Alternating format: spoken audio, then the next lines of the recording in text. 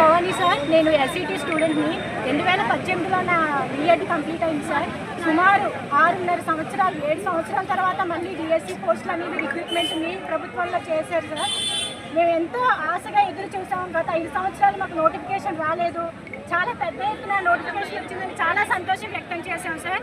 అలాంటిది రోస్టర్లోని మా గిరిజన పోస్టులు, మా ట్రైబల్ వెల్ఫేర్ పోస్టులు 335 పోస్టులు గాను మాకు కేవలం 21 పోస్టులు మాత్రమే కేటాయించడం జరిగింది సార్. మేము సుమారు 12,000 అప్లికేషన్స్ ఉన్నాయి సార్. మా ఏజెన్సీ ప్రాంతాల నుంచి 21 పోస్టులతో మా నిరుద్యోగులకి ఏమీ న్యాయం జరుగుతుంది సార్.